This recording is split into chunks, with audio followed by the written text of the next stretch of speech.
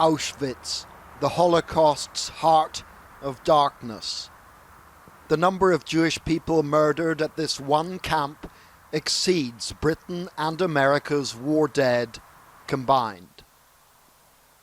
On this day, 75 years ago, the SS blew up the last of the gas chambers and crematoriums. With the Russians bearing down, the Nazis hurried to cover up their monstrous crimes. They had wiped more than 1 million people off the face of the earth. In place of names, they gave them numbers. They didn't record who they murdered or give them graves. They took their lives and turned their bodies to ash, which they dumped into ponds and rivers.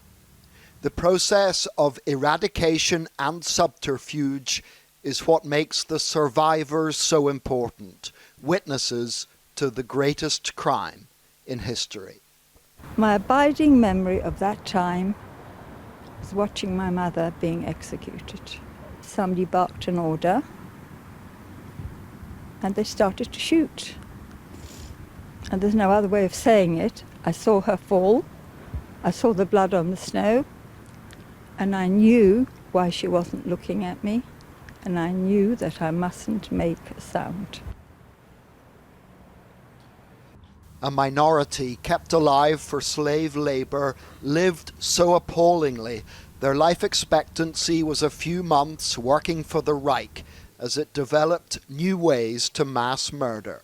In September 1941, the SS decided they needed a more efficient method of killing people than shooting them.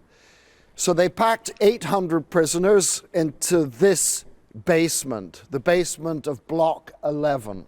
They unleashed a cyanide-based poison called Zyklon B. The prisoners would take 2 days to die, but Zyklon B had proved itself it would be used to kill most of the Jews murdered at Auschwitz. Tomorrow it will be 75 years since liberation brought it to an end. This warning from history. John Irvine, ITV News, Auschwitz.